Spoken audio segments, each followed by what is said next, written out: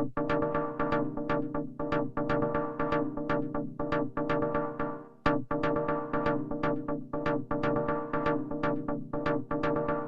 so what is a typical day in the life of Pat and Jackie? And I like to say, really, that there is no typical day. We roll with the punches. We try to manage our calendars very, very closely so that we can maximize our time and our effort and get as much done as we potentially can.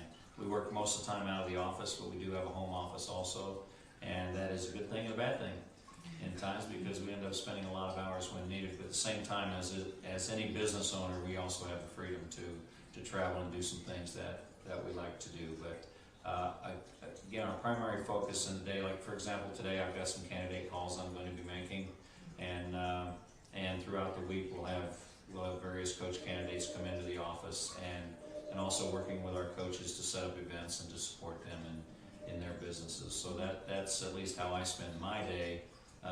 Again, Jackie is the real foundation of this business, which her day is sometimes a little more busy and a little more hectic than mine. Yeah. Well, filling in the spaces, that's for sure. But at the same time, a lot of my days especially is invested on the phone, talking to current franchisees, working out any marketing strategies that we want to execute, and I work very closely with the team that we have here in the office. We do start our day at about maybe 8-9 o'clock in the morning, and usually we want to get done by 5. The goal is to get done by 5. We do find ourselves stretching it a little bit, because we know that being in the early part of our business, it does require a lot more commitment and dedication to start with. One thing though in the part of the discipline is that, again, what we try to do is when we get out of the car and we're home, then we're at home. And unless it was a planned work time schedule, we also have a home life, and kind of a rule of the home is once we enter the house, we are at home and not at work.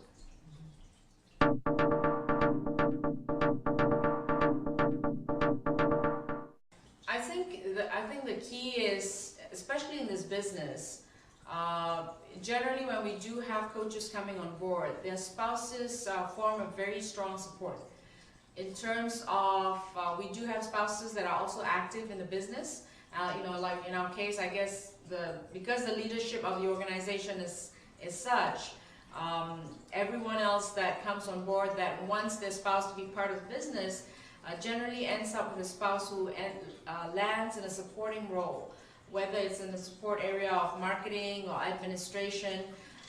There's always some form of contribution that takes place, right, Pat? This is a very, very good business for couples to work in together.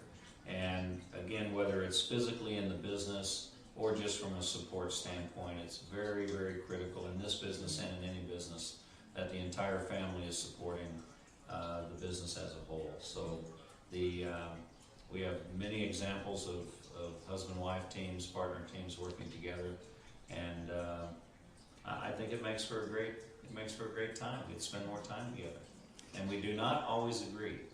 And as Jackie says, and she said so nicely just a week ago in a conference, that if 2 people ever agree all the time, then one of them is not needed. Well, we certainly are needed. So and that's a good mix when you have different personalities and can have those discussions without always agreeing with each other, and that breeds a very, very solid business.